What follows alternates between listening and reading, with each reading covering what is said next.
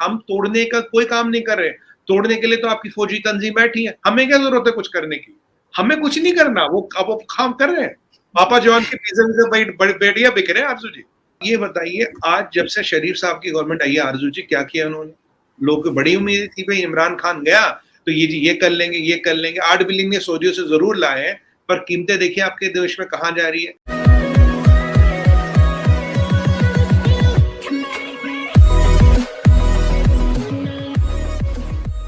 नमस्कार दोस्तों, ये वायरल फैक्ट और इस वीडियो के अंदर दरअसल बात हो रही है कि क्या भारत पाकिस्तान को तोड़ने में बहुत ही अहम, या फिर कहे कि क्या भारत पाकिस्तान को तोड़ने में एक्टिव रहने वाला है या फिर नहीं। ऐसी बात दरअसल यहाँ पर आरजू काज़मी और सुमित पीर के बीच में हो रही है।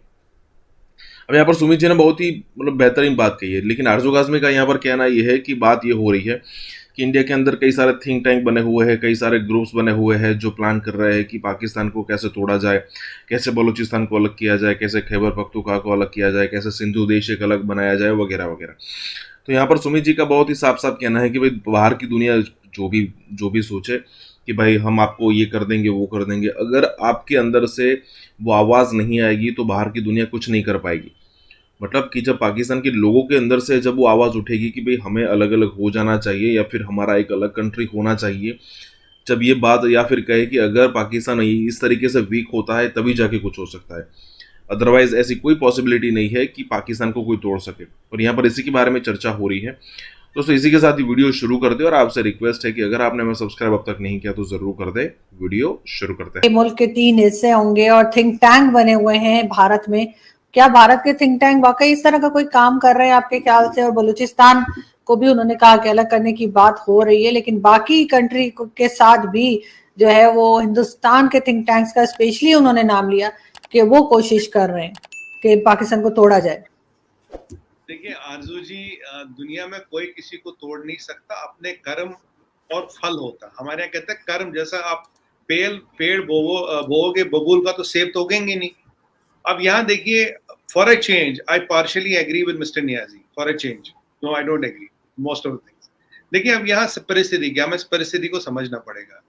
डिफॉल्ट प्रोबेबिलिटी आरजू जी, मैं आपके शो पे अपने नेशनल टीवी पे कब से कर रहा हूँ, डिफॉल्ट प्रोबेबिलिटी। 13-14 लास्ट टाइम थी, आज के डेट में 15-16 है। पीछे $8 बिलियन लाए शरीफ साहब, उससे डिफॉल्ट प्रोबेबिलिटी बढ़ती है। This I have told on my national TV also, because वो किस कंडीशन पे लाए, कैसा पैसा आया, क्या आया, चाइना को आपने कितना देना, चाइना के पैसे की टर्म्स क्या है, उसकी कंपाउंडिंग क्या, उसका कंपाउंड इंटरेस्ट क्या, और उसकी डिफॉल्ट में आपने क्या गिरवी रखा और क्या देना, ये तो किसी को नहीं पता।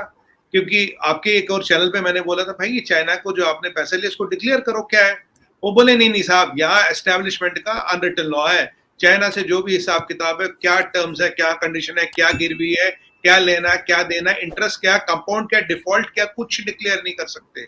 कह रहा इमरान खान साहब ने कोशिश करी थी तो उनकी नौकरी निकल गई इसी चक्कर में। तो अभी जो डिफॉल्ट प्रोबेबिलिटी बढ़ रही है, आपके इन्फ्लेशन आउट ऑफ कंट्रोल हो रहा है। अभी अब देखिए, कल मैं देख रहा था 400 रुपए का शायद चावल है, 400 रुपए का गेहूं हो गया, 210 रुपए के आसपास पेट्रोल हो गया, 250 रुपए के आसपास डीजल हो गया।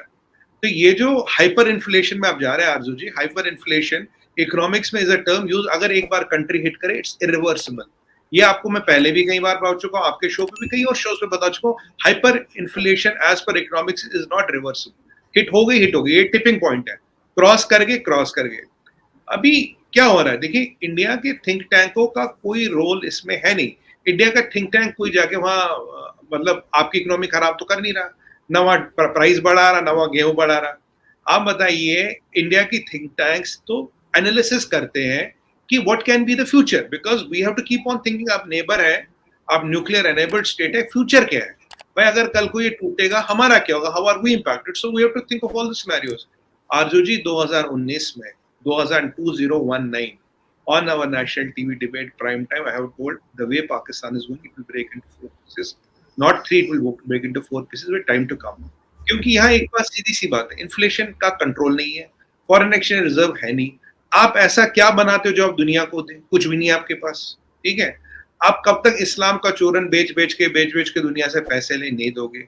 8 बिलियन 10 बिलियन डॉलर का इस इकोनॉमी में क्या डिफेंस बजट सस्टेनेबल है, जिसमें से $4 बिलियन तो आप उठा के चाइना को ही दे रहे हो खिलौनों के लिए, उनके लिए, बाकी $4 बिलियन में तनख्वाहें देते हो। जो पर्क्स है वो अलग है, मतलब अगर आप ये सब हम मिला के देखें, 10 से 12 बिलियन डॉलर का defence budget at this economy is unsustainable. जब इतना तो फॉरेन एक्सचेंज रिजर्व नहीं है, इन्फ्लेशन पे कंट्रोल है नहीं, डिफॉल्ट प्रोबेबिलिटी दिन ब दिन बढ़ रही है, तो होगा क्या? होगा कि it will ultimately break up. And mister Niazi is right. What is the threshold? Threshold है न्यूक्लियर आर्सेनल। नेगोशिएटिंग पॉइंट क्या, डिस्कशन पॉइंट क्या दुनिया के साथ? देखो जी, हमारे पास ये न्यूक्लियर आर्सेनल है, इधर उधर के लोगों के हाथ में चला जाए, कंट्रोल है कुछ, फॉरेन एक्सचेंज, हमारी डिफॉल्ट प्रोबेबिलिटी इंप्रूव हुई है नहीं हुई है, ये जो चीजें हो रही है, this is all adding up, this is all adding up. इस पे कोई देख नहीं रहा। आज भी कश्मीर की बात हो रही है, आज भी शरीफ साहब कश्मीर पे बात कर रहे हैं। इजराइल में कुछ होता है उसमें कश्मीर को टैग करते हैं, उसमें इंडिया को टैग करे। कश्मीर की दुकान अब भी चल रही है। और मुझे जब कश्मीर की दुकान ज्यादा चलने लगती, सच बताओ आरजू जी, कोई भी मुसलमान जब 3 चीजें बोले, लीडर मतलब इस्लाम, मुसलमान और कश्मीर, तो समझिए हालत खराब है। यही आपके पीछे खलीफा अर्दोगन साहब बोल रहे थे। एक लाइन बोलूंगा सिर्फ, इससे एक line just to add perspective. 53% inflation, 53% inflation, 14 billion का केवल उसका फॉरेन एक्सचेंज रिजर्व बचा, 14 बिलियन डॉलर का। ठीक है ma'am, his currency crash 22.5% in one day. He is heading for super disaster. मतलब टर्की की अगर यहाँ को लगता लोगों की किसी हालत खराब है, मैं कहूंगा पाकिस्तान का नाम बदनाम है, टर्की ज्यादा दूर नहीं है। अब वो कश्मीर बोलने लगा, वो इस्लाम बोलने लगा, वो मुसलमान बोलने लगा। Basically Erdogan was hiding his failures behind all this. इसके पीछे अपने खुला अपनी जो फेलियर्स उनको छुपा रहा। अब यहाँ भी शरीफ साहब वही कर रहे हैं भाई। कश्मीर मतलब इजराइल में कोई घटना घटती है, अब कश्मीर और इंडिया को लपेट लेते हैं। मतलब कोई लॉजिक है नहीं ना। और अगर आप देखिए जो हो रहा है, आपके साथ जो हो रहा है अभी, इस पे कौन, मैं लास्ट टाइम भी कहीं आपके साथ कई शो में और आपके सारे चैनलों पे कह रहा हूँ, भाई आप डिफॉल्ट प्रोबेबिलिटी को रोकने के लिए क्या कर रहे हो? ये तो तलवार यहाँ है, ये तलवार यहाँ आप कर, और ये आगे आ गया यार, ये आप कर क्या रहे हो इसको रोकने के लिए?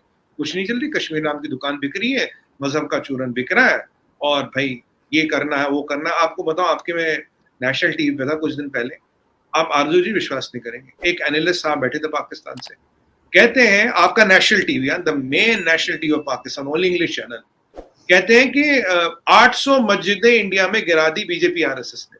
ठीक है, सुनिएगा। मैंने बोला भाई साहब आपके पास लिस्ट तो होगी, कहीं गूगल में कोई नाम पता होगा ना 800 मस्जिदों का? मैं कहा चलो 80 बता दो, 80 का ही लिस्ट दे दो, 800 बता, शायद जीरो वीरो इधर उधर हुल गया।